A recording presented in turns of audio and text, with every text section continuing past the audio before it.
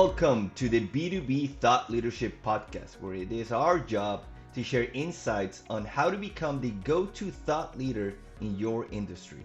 I'm your host, Alejandro Sanoja, founder and digital strategist at Latin Empresarios, and today our guest is Ramon Santillan.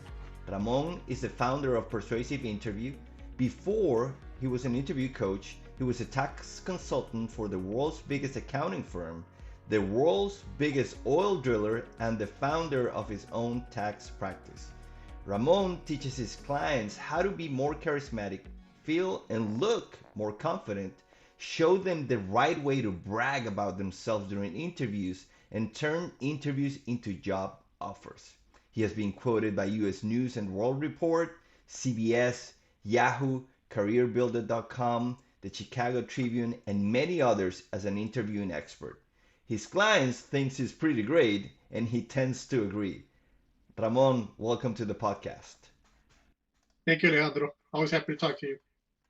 Ramon, when your name enters a professional conversation in your industry, what do you think are the thoughts and emotions that come up for the people having that conversation? Alejandro, that's something that I wonder myself too. And I don't know exactly what they say. However, what I focus my work on is to make sure that I maybe manage that conversation by the work that I do. So I always want to make sure my clients think that I'm trustworthy, I'm invested in them, and that I do the things that I do because I love doing them, not because they're paying me to do. I think when you approach something, a project or a job, because it's something you love to do. In my case, I love helping people. You don't really have to worry too much about what how long it takes. You get it done. So I think that's what I wish, and I hope, and I think people think that about me when my name comes up, especially when my older clients or past clients talk to potential new clients about me. Ramon, we've had conversations about this before, and I know you started basically you got really good at writing resumes and helping people, and then you started just helping out your classmates, and then it started growing because people got results.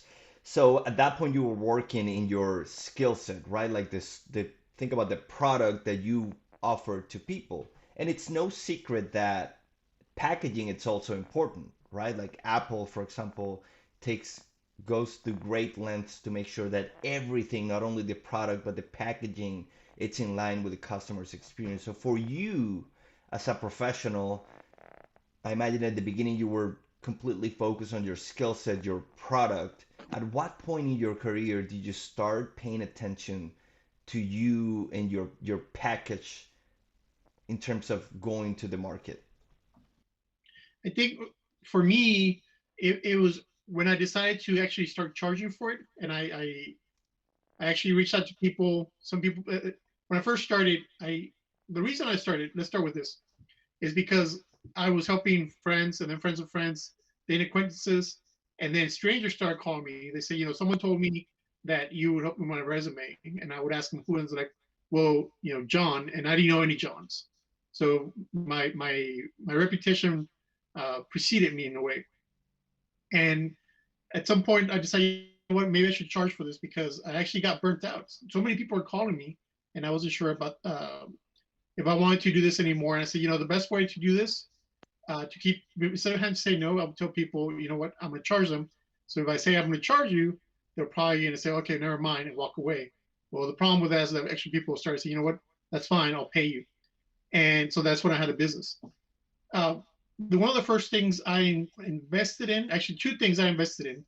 I invested in a logo, and Hmm. that was about $700. I remember that was when I got started, and it was bootstrapped, so I had to sit down with my wife and talk about finances because I mean $700 is a lot of money to just drop on anything, Hmm. and at least it is for me. And I talked to her. I said, I think we need to invest this money in this business.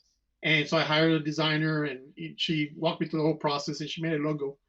And at the same time, I spent $200, $190, I think it was, on a headshots.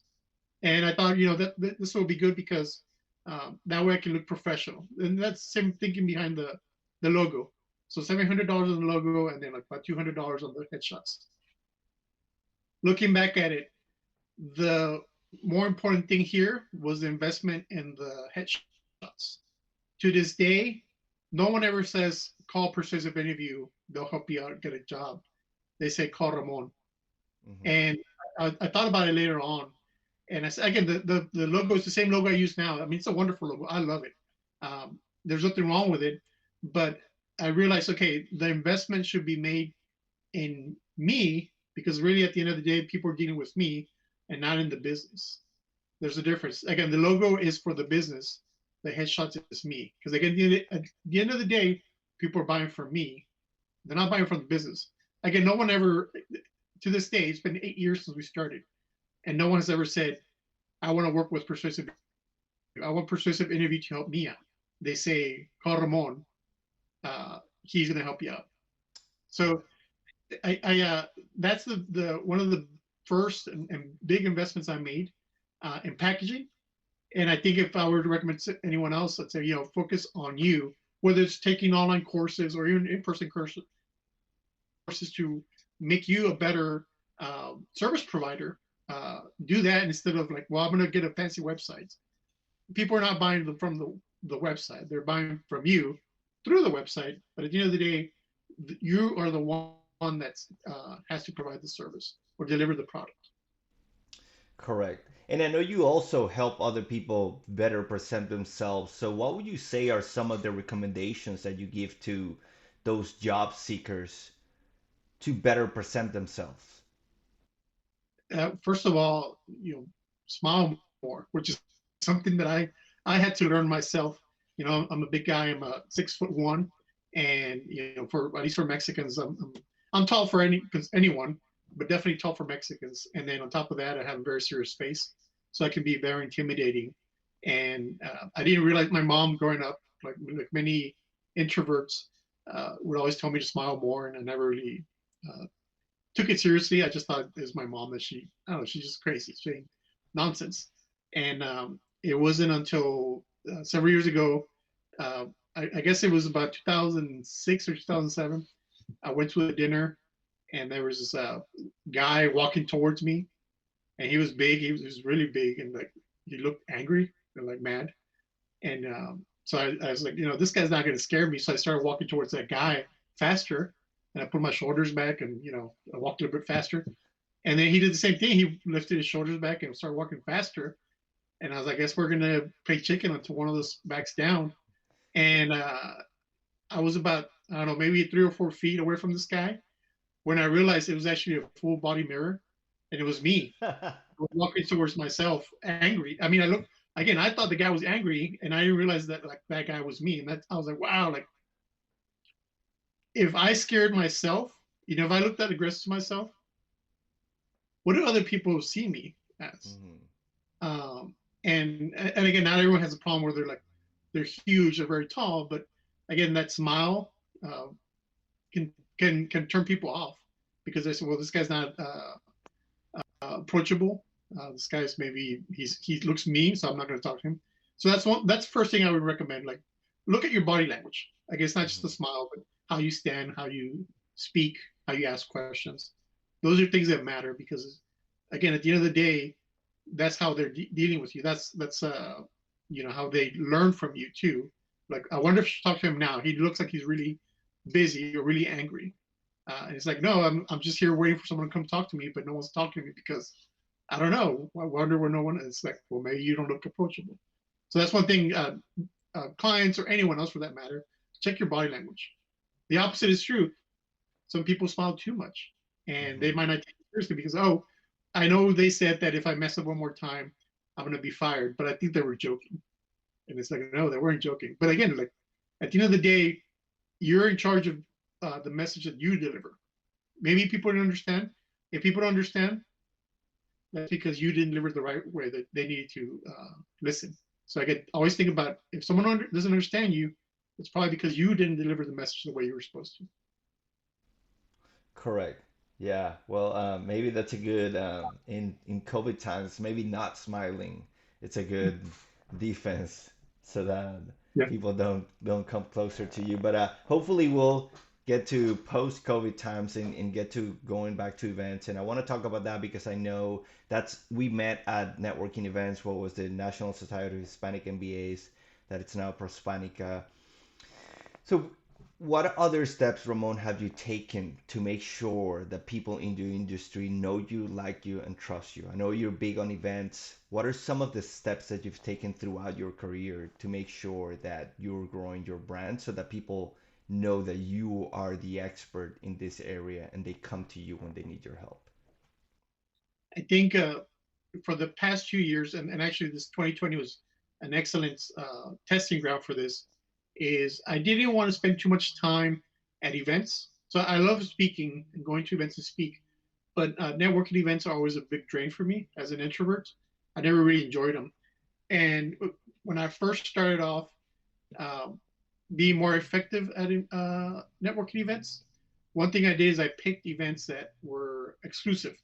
And by that, I mean there was some kind of barrier to go. So I noticed if I went to those mega happy hours, which I'm sure you've been to, where like Hmm. it's hundreds, 200, 300 people, and they give you one free drink if you show up and sponsored by someone. And everyone and their mom shows up. So people looking for jobs, people not looking for jobs, people looking to get drunk, people trying to sell. And I didn't really have, I met some people and I made some connections, but it was just a big drain and I didn't find them as effective. So from there, I said, you know what, I'm going to do something better.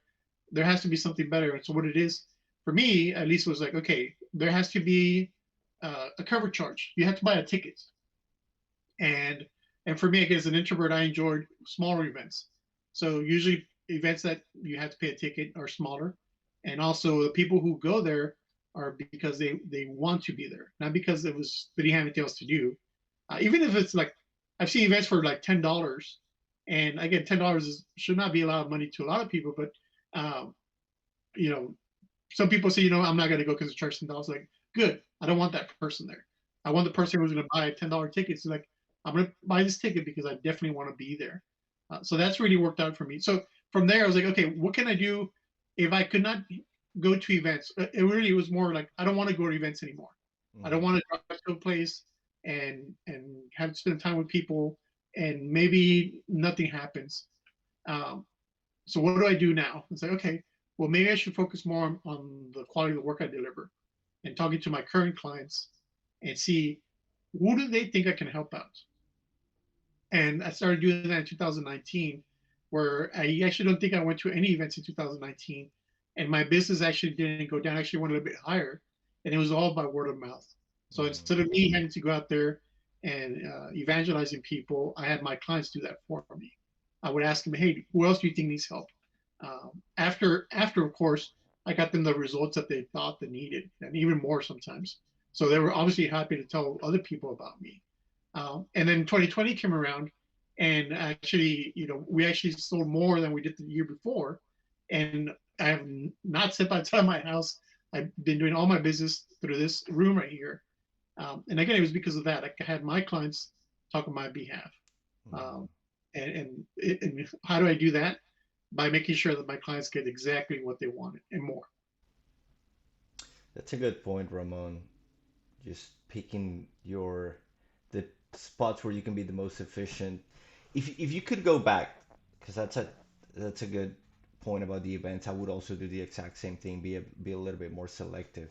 If you could go back, what are some of the other things that you would recommend that younger Ramon to do differently? For example, you made an investment pretty early in your logo and headshots. There's a lot of people that don't do that until very later on, and maybe they should have done that at the beginning.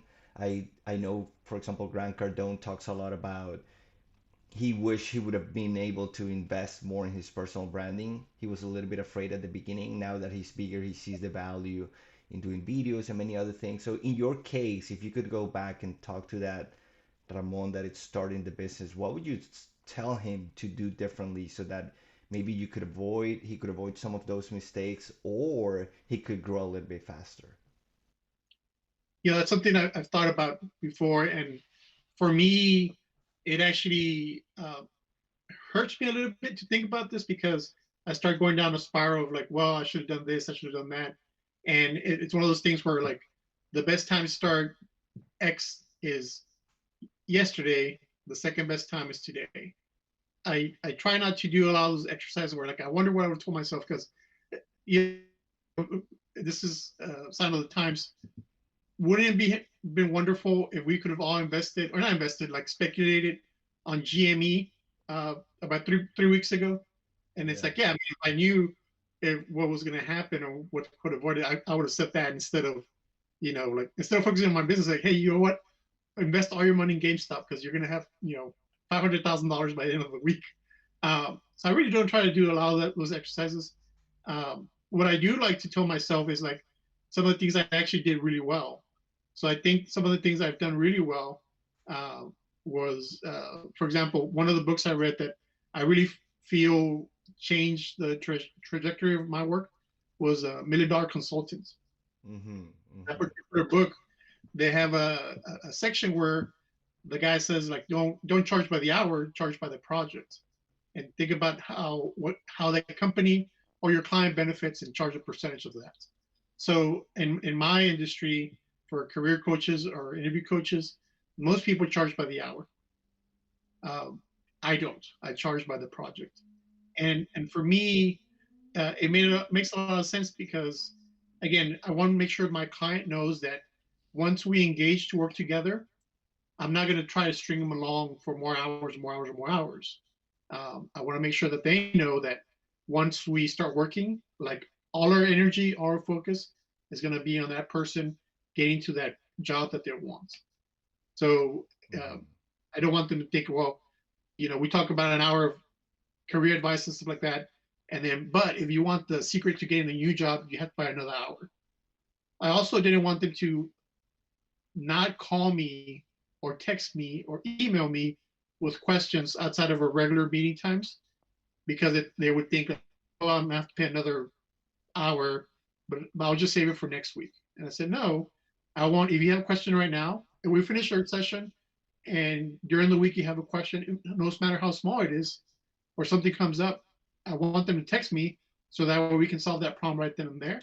So by Correct. the time we meet again, that we have a new problem to work on, and not like, oh, by the way, a recruiter called me. I wasn't sure what to say. What do I say? Like, when was that? 6 days ago. No, like that's not acceptable. We should have done that 6 days ago. So I didn't want them to limit themselves on how many times they could call me. On the personal side, I didn't want to keep track of hours. I didn't want to send a bill every month. Oh, well, it was 15 minutes here, 5 minutes there, an hour and a half over here, 45 minutes here. I didn't want to deal with that. But when I read that book and said, people are willing to pay for this uh, as a project as opposed to hours, I was like, wow, like that's a great idea. Like, let me try it. And it works really well. My clients love it because, again, they make a payments and we're done with that. We never have to talk about the money part again. All my energy, all my focus is on that one client. So that's one of the things I really enjoyed. Uh, I congratulate myself, if that's possible, on reading that book and putting that lesson from that book into action. You bring up a great point, Ramon. I've read, I think, all of his books just because you recommend it, and any book that you recommend, I usually read. There's one that comes to mind. I think it's a verbal judo, which is such a valuable asset because of it gets you thinking differently when dealing with people. I remember there's a great story. I think he was a police officer, and there was a situation where somebody was about to commit suicide. They were in a bathtub, and they were gonna, I think, plug a cord, and they were gonna electrocute themselves, and everybody was there. Nobody knew what to do, and he just came in and said, "That's great. You're gonna kill yourself. Do it. But I want you to know that if you do it by electrocution, you're gonna be electrocuting yourself for about like 5 minutes, and it's one of the most painful ways to do it. But you can come out. I have a gun here. Come out. I'll give you the gun. You can just shoot yourself and get it over with real quick." And then the guy came out, and of course they just handcuffed him and took him to a place.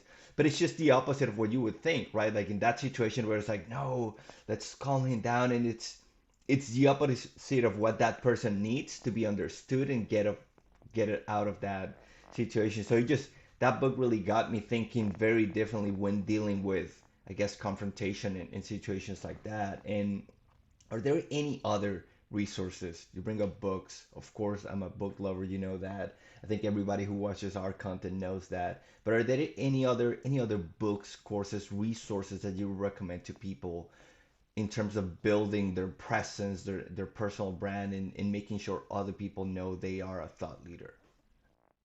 One thing, when I was starting the idea of this business, I was getting all these books on copywriting and how to convince your clients and selling and that kind of stuff. And I was reading through all of them. And my wife, I love her, and she's very smart, and that's one of the reasons I married her, because she's very, very smart, and she can see uh, different angles than I don't. We complement each other. And so I had all these books, and I've been reading, taking notes and everything. And then she comes to me and she says, you know, that's good that you're doing all this stuff about how to deal with the business, but maybe you should read some books about how to do the actual thing that you're teaching people to how to do. So it kind of stopped me in my tracks, and I realized, wow, like that's true. Like, it's not just about the business, because again, like, it's not like I'm the only person in the world that does resumes or coaches people through interviews. However, I can be the best one in the world, and by doing that, I had to focus on my craft, on those things that I do. So Hmm. my recommendations would be, I mean, I could give you the books I read for my business, but I would say for other people out there, look for the books in your business, and people who do that thing that you do, and learn from them. So maybe that way you can become the best one in the world. So again, I could give you my personal for my business, but that's not going to help anyone except my competition. But really, my recommendation for other business owners is that, like, okay, who's the best one in your business that does that?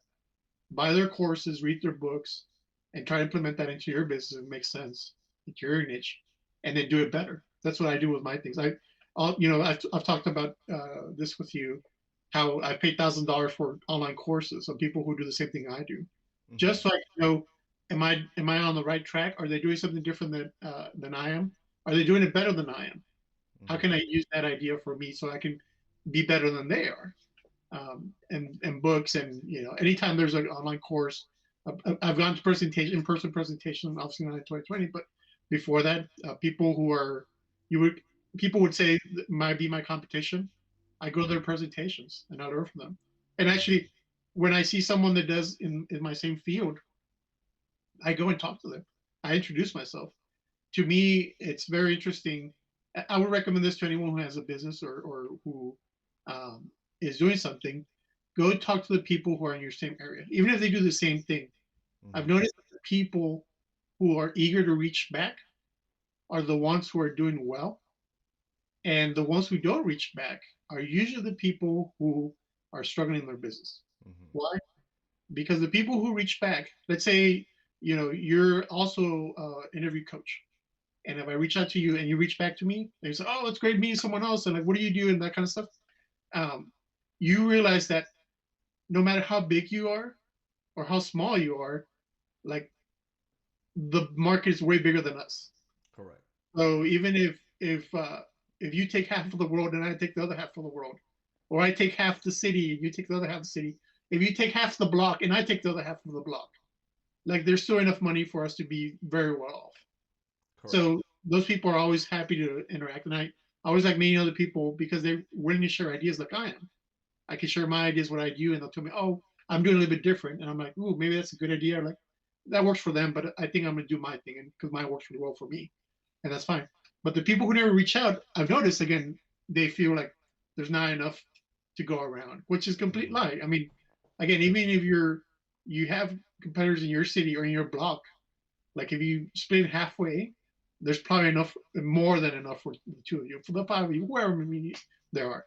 Um, so that's something I really like to do: reach out to the people who are in my business, and just meet with them, talk to them. You bring up a great point, Ramon, which is to make sure you're really good at what you're doing so that you can be considered a thought leader. And at some point, you have to, I guess, turn the corner and make sure that other people know that you are as good as you are, right? So they can come to you. And could you talk a little bit about how you've dealt with the fear of self promotion. This is something that all of us struggle with, especially with social media. We see people out there that sound a little bit too egotistical, and we don't want to look like that. We don't want to be salesy. But then we go maybe to the other extreme of not sharing anything, and then people don't come. I know you've done a lot of work on promoting yourself. So how does that process look like from being afraid to promote yourself to doing it with the right mindset so that you can help more people? The what changed for me was that instead of me trying to get new clients, I've put myself in the idea that I'm trying to help more people. Mm-hmm. When I do a call, an initial onboarding call for potential clients, and it doesn't go through the way I wanted, so I don't get a new clients, I am angry at myself, not because I lost the money, but because there was someone who needed my help that I didn't convince that I could help them out. That's been true, I mean, for years, from when I was doing $25 a resume to my current fees right now. This isn't about the money for me. Again, remember what I told you before, that it wasn't like I wanted to make money off of this and like be rich. It was like I want to help more people out, but there's so many people out there I can't help them out. How do I just help the right people, the ones who really want to be helped?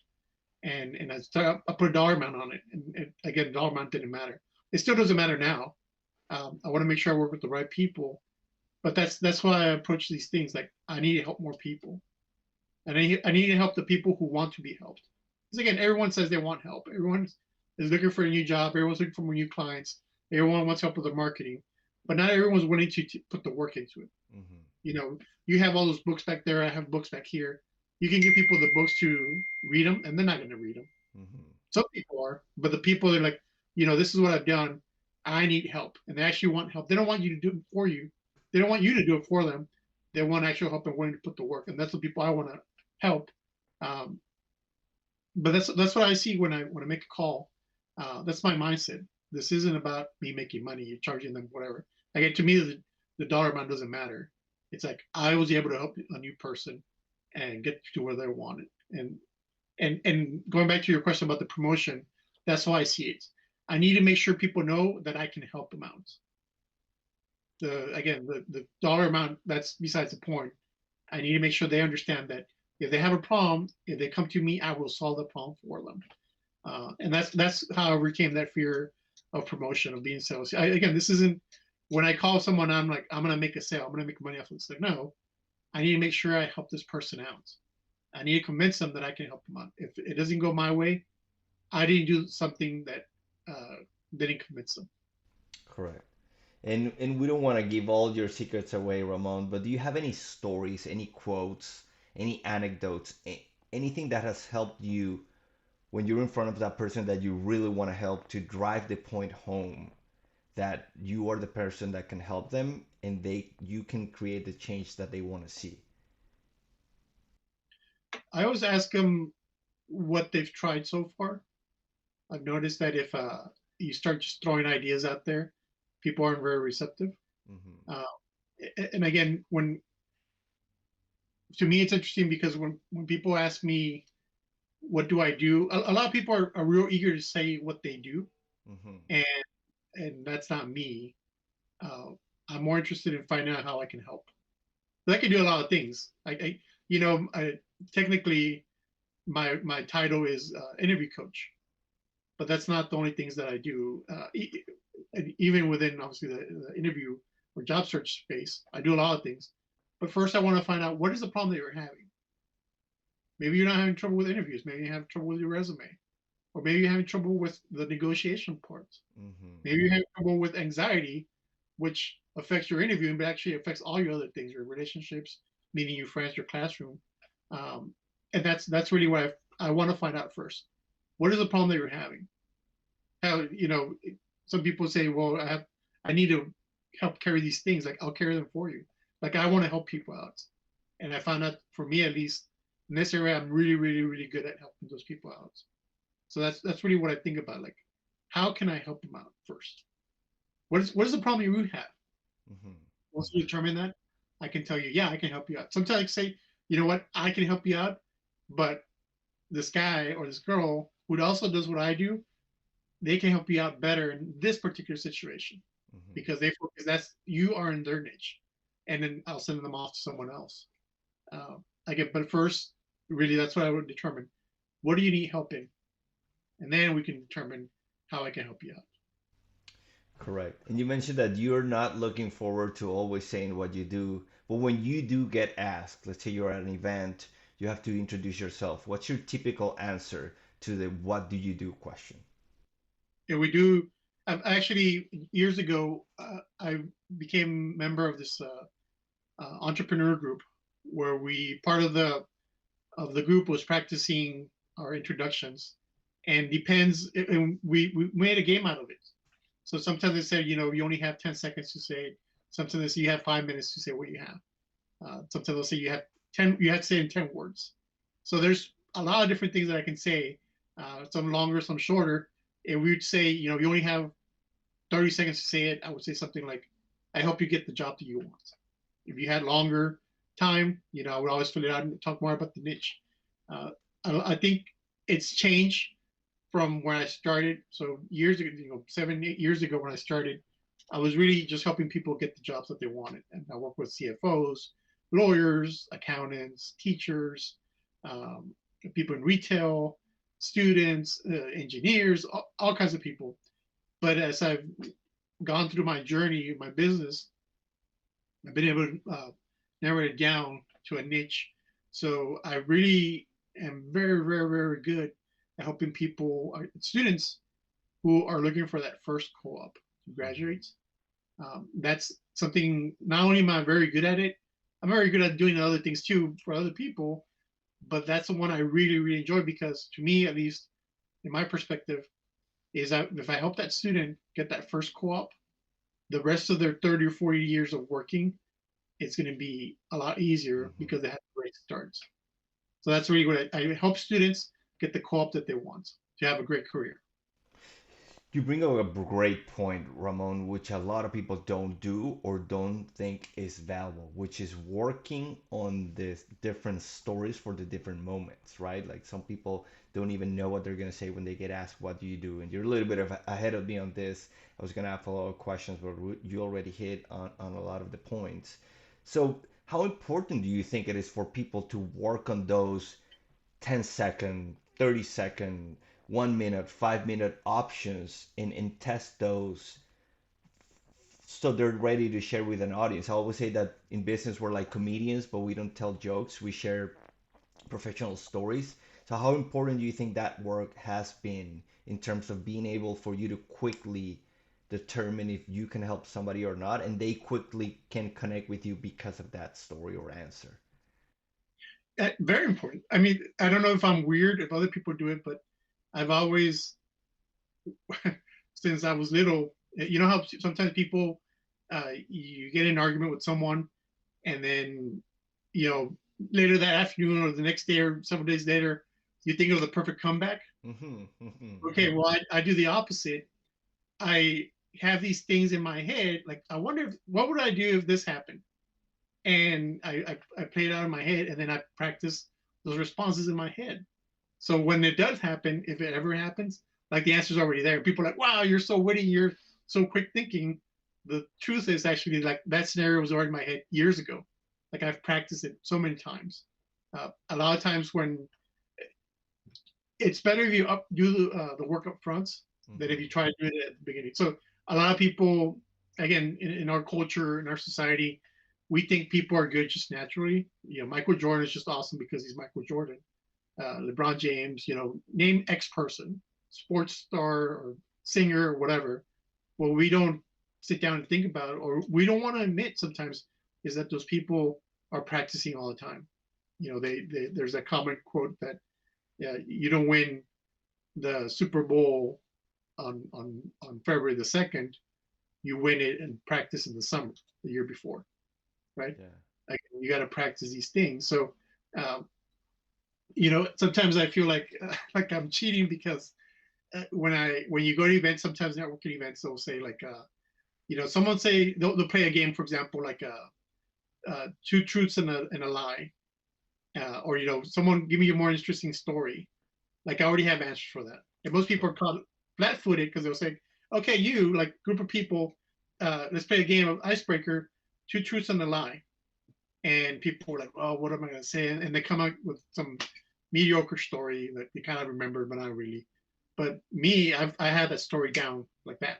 It's already in my head. Yeah. It's in my back. Yeah. It's like I'm cheating, you know. It's like I took my notes out. Like, oh yeah, I have the perfect answer, and I always win those contests. Yeah. And it's funny because, again, to me, it's I'm cheating because I was ready for it. But is it really cheating if you prepared for it? You know. So I don't feel that bad when they give me like a new iPad or a new Yeti cup or whatever, because I'm like, well, I prepared for this. I deserve this. So again, I recommend for people to prepare for these things. Um, you know, practice.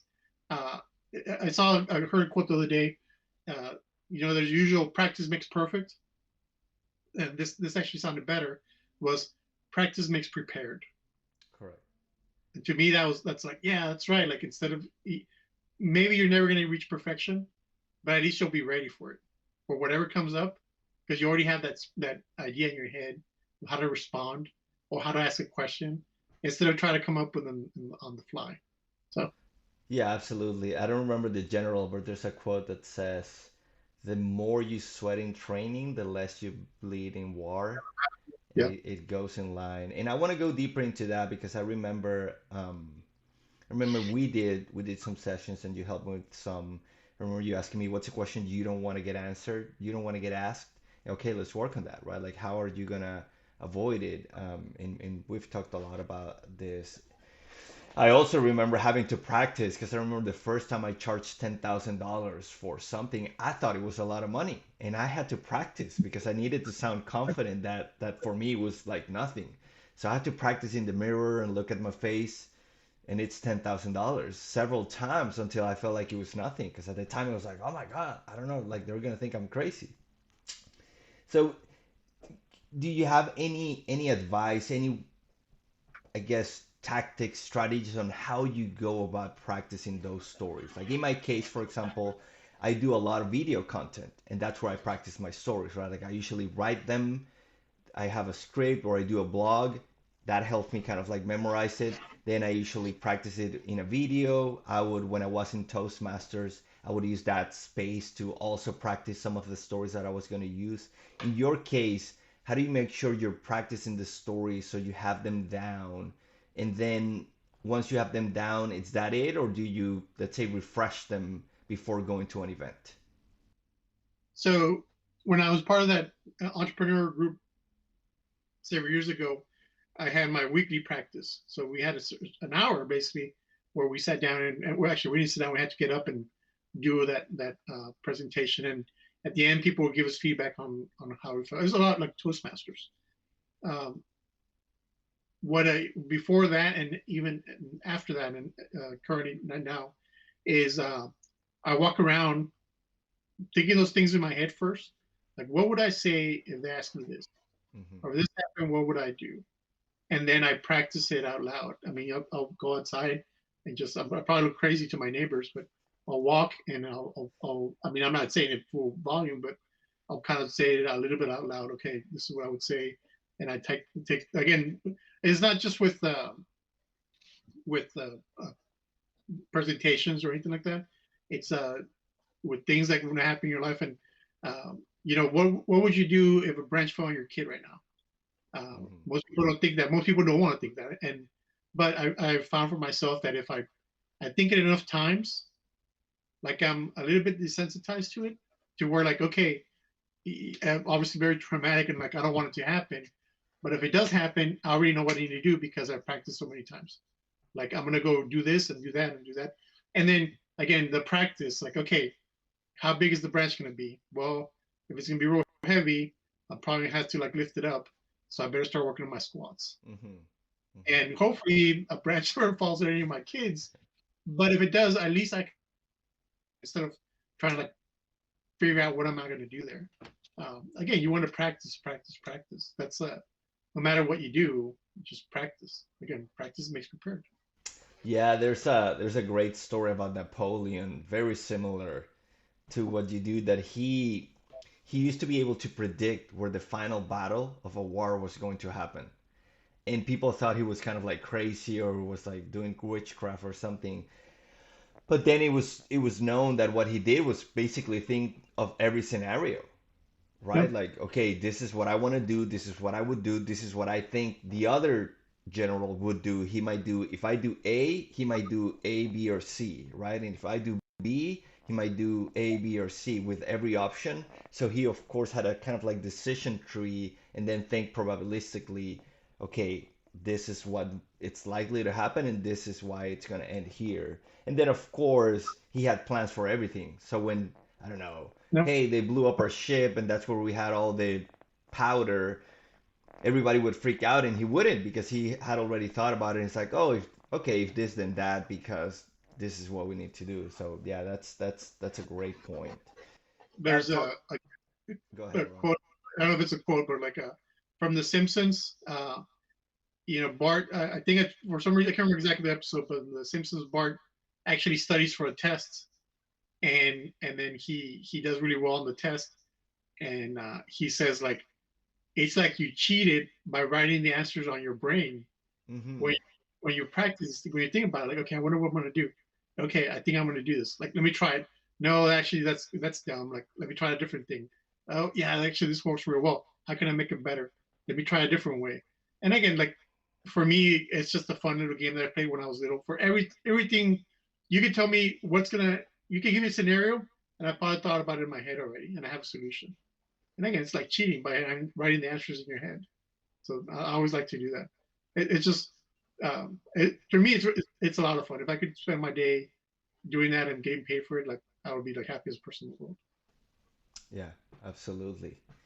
Now let's shift a little bit, Ramon, and talk a little bit about your clients. When people do business with you, what do you think are the top 2 to 3 reasons they do so? What would you say is Ramon's unique selling proposition? I think being committed to the success of the clients. Again, this isn't about me making money. This is about us getting to where they want to be. Second thing is being engaged. I think again, one thing I talk to my clients before I bring them on is I say one thing I can promise you is that when we are on our calls, when we are talking on the phone, like you're going to be my focus. I'm not going to be texting. I'm not going to be emailing. Like you're going to be my sole focus. On the flip side, and I tell them, and they say, "Well, that's great." And I was like, "Okay, that's my promise to you. I want you to, if before you become a client of mine, I want you to make a promise to me that we do the same thing. When you are talking to me, when you're asking questions, or having our sessions, your commitment's going to be to me. You're not going to be texting. You're not going to be emailing. You're not going to be checking your YouTube videos because at the end of the day, we want to be committed to each other. It's not just me. No matter how much time they pay, how much time we spend together, or how much money I charge, that's not going to get them the job. What's going to get them the job is doing the things that I guide them through. That's really what the results, how they get the results, and that's really what I promise my clients, and I make them promise to me. Correct. And this is a little bit of cheating because I know this story, but let's talk about your ideal client and who you can help the most. And I know you have a great story of a student you helped that used to be someone who didn't talk to a lot of people, and then suddenly they looked like a complete different person. Could you tell us a little bit more about that? It's funny because that story has been repeated many times. So uh, it hasn't happened once, it hasn't happened twice. It's just over and over again. And it talks about this particular student who was going to college, very introverted, had a lot of anxiety, and he was having trouble getting a co-op. So I think we engaged to work together late August or early September, right when the semester was about to start, so the fall semester. And so we had several sessions, a weekly session, and I was seeing improvements. And we still haven't had an interview yet. He had a couple of phone screens, and he said, like, I feel like I'm doing better than I was before I start working with you, because even though I'm not getting to the next phase, I feel like my anxiety's a little bit gone, Hmm. and I feel good when I hang up the phone. I feel great when I pick up the phone, and then when I'm done, like I could have done better, but I know I didn't mess up royally. So come around November, around Thanksgiving time, actually right after Thanksgiving, obviously the student went home for Thanksgiving break, and then I get an email from the mom, his mom on a Sunday evening that they want to talk to me urgently. And I get it when I get an email like that. Sometimes I think, well, maybe they're expecting a faster result on the process or something. And I thought basically it was going to be complaints the first time it happened. So we set up a time to talk, the mom and the mom, the first thing on the phone says, "What did you do to my son?" And so she says that, and immediately in my head, I'm like, "What did I do wrong?" I didn't say it out loud, but I just kind of think like, "What happened?" Like, we're making progress. He doesn't have a job yet, but there's a lot of things we're working through, and he's making progress. I think he's been improving. Again, all these things are racing through my head. I kind of think, not necessarily to respond, but just kind of, okay, where's this coming from? And then she says, "You know what he did this during the Christmas Thanksgiving break? When we picked him up, uh, he was smiling. When we got to the house when we picked him up in the train station, he got out of the car and he waved to our next door neighbor, which he hadn't done. So keep in mind, this is a college student, so he's like 2021, which he hadn't done since it was 8. And he said hi to the neighbor and talked to him a little bit, and then he went inside the house for Thanksgiving dinner. He actually sat at the table, and he wasn't the life of the party or anything like that. But he asked questions. He kind of talked a little bit about college, where the years past, usually he would grab his plate and go into his bedroom and have Thanksgiving dinner by himself. That's how introverted he was and how anxious he was with dealing with people. And so she's telling me this, like, but you know what happened? He went to a girl's apartment, and I was like, well, that's so funny that they would blame me for that. And she's like, uh, this is a friend of his from a long time ago, and actually they're in the same college now, but he's never gone to talk to girls or anything like that. And this is the first time I've known that she actually he, has some kind of relationship with a girl. They weren't dating or anything like that, or maybe they were. I'm not really sure. But the mom was just so amazed by the change that happened. And again, the initial, "What did you do to my son?" wasn't really a complaint. It was more like a statement of how amazed she was that the work we've been doing affected her son and improving him. And one thing I told her is like, I didn't make him a different person. I made him better. So he's still the same guy he was before. It's not like I said, okay, you're going to dress this way or whatever. Like, these are improvements that he made on his own based on the feedback that I was giving him and the reasoning why. Because a lot of times people say, do this, but they never explain to us why or why what the goal is. They'll say like, smile more. And it's like, well, why should I smile more? Or do your resume this way. And it's like, but why? Again, a lot of times, whether it's in professional lives or personal lives, we're real eager, again, like to give a response, to answer, to defend ourselves, but we're not real eager to listen first to what the problem is. What is the real problem here? And sometimes you have to admit, you know what? I don't know. I don't know the answer. Someone else can help you better, but I cannot help you out. Sometimes, if we're lucky, we might have the answer, and we might have the perfect answer. But first, we have to determine what is the real problem here. Because again, if you come to me and say, I have this problem looking for a job, and I say, oh, use the resume, dress better, smile more, and that might not be the real problem. There might be something else that we need to figure out first. And again, that's what I recommend everyone when dealing with their clients, or again, even their personal relationships. Instead of trying to listen to respond, just listen. Like, don't listen for anything else. Just, okay, what is the problem here? And then if the person wants, you can give them an answer. You might have the perfect answer. But anyways, that's one of again, that story has happened many, many times where the parents call me, what did you do to my son? And now I know, like, okay, this isn't an accusation or a complaint. This is actually something they're grateful for. They're like, that person, that student, they're still the same person. They're just better. The same nice kid that went to get a technical degree. he just knows that he can offer value now too. And that, to me, that's to me really my job is done when that students changes their LinkedIn profile to the Mhm. title from students to employee at X company.